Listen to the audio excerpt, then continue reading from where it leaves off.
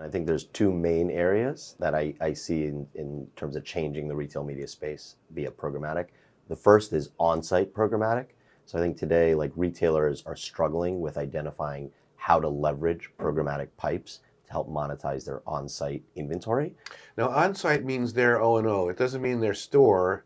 It means their O&O. Exactly, their mobile app properties or their websites, right? And so, like today, what happens is they're leveraging direct sold ads on their platform, right? So somebody gives them an IO and they run the platform on their site for about a month or 2 months.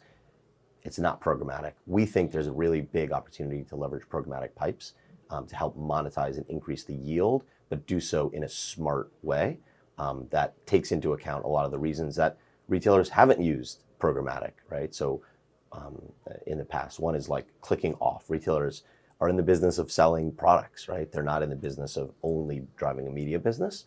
And so that means that when advertising comes in, specifically for endemic advertisers, it should stay on their site. Really, hopefully, it should be additive to the experience and actually drive directly to a product page as opposed to taking them off of the site, the user off of the site. So that's number one. I would say number two is it should look and feel like the rest of the site, right? You don't want to distract from the user experience. You actually want to add to it. So that's number two. It should look and feel right. And then the third is, and the role that the SSPs play, and PubMatic in particular, is allowing us to filter out bad ads and other data that would lead to kind of data leakage in terms of people leveraging that audience and being able to disintermediate the retailer from that user.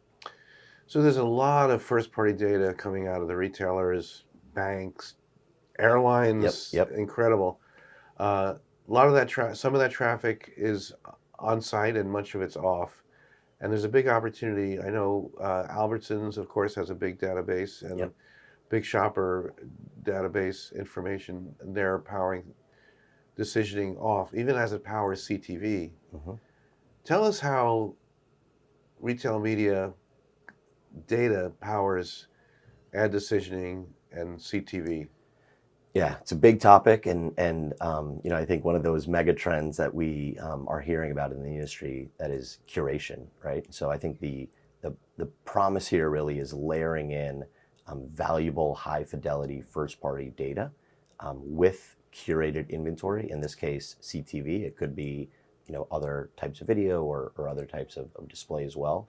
And really leveraging that targeted reach against a very dynamic and compelling ad format, which is CTV. Everyone loves the ad format, and then now with commerce, retail data, being able to target the right user and then measure it on the back end is huge. And really, I think we think about this as a way of bringing in new dollars into the CTV ecosystem that are really more performance oriented and actually targeting the right user and then measuring the ultimate impact. I think at the end of the day, what commerce media, the benefit that this really brings to buyers is the ability to leverage the same data set for targeting, for optimization, and for measurement. And that's something that we are helping both publishers, CTV publishers do, as well as retail partners to do in the space.